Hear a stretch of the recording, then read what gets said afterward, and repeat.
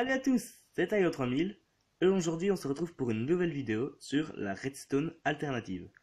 Donc normalement si je dis pas de bêtises c'est ma première vidéo, parce que c'est possible que j'en ai tourné des autres entre temps. Et donc voilà, je vais vous expliquer un petit peu la redstone alternative, comment ça marche.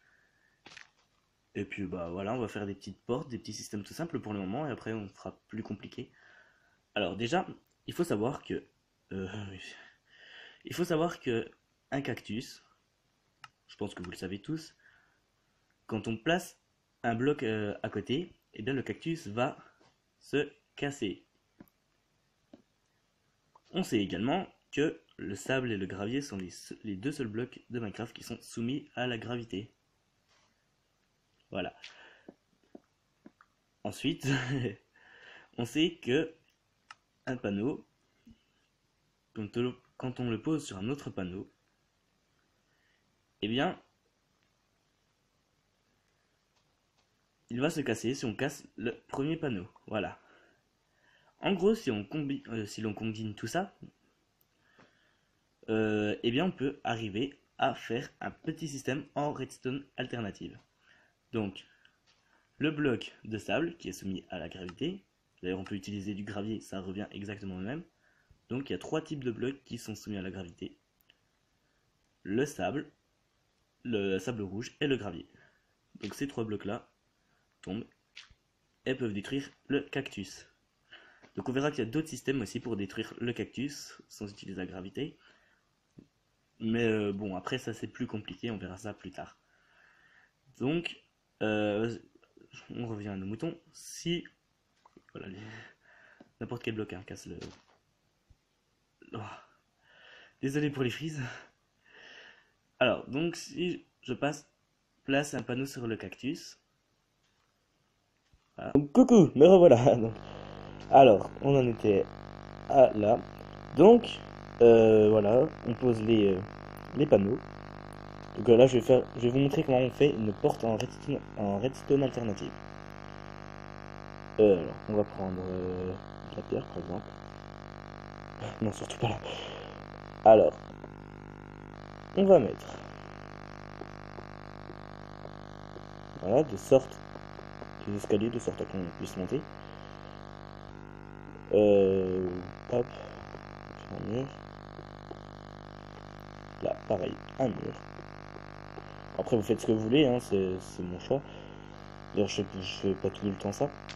Donc là, il va falloir un peu calculer. Et oui. Donc, il va falloir un peu calculer tout ça. Attendez, on va faire pour faire un minimum esthétique. Bon, ça on peut le faire, on s'en fout. Alors.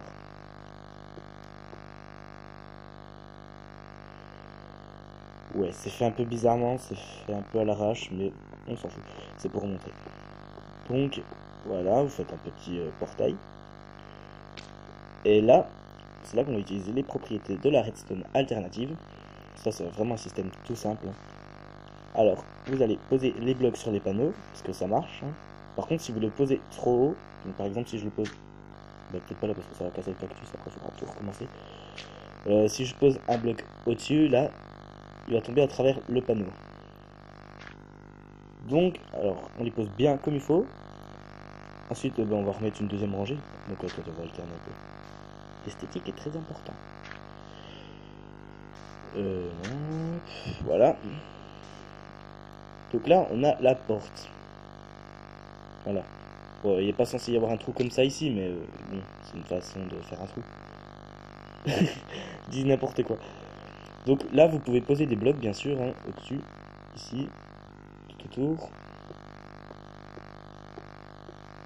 de façon à faire un couloir. Voilà. Et sachant que le mur va tomber de 2, donc là c'est bon, c'est nickel, mais des fois il faut creuser des trous parce que le mur, par exemple, si vous le faites de 3, il va tomber et il restera une rangée de blocs qui sera restée.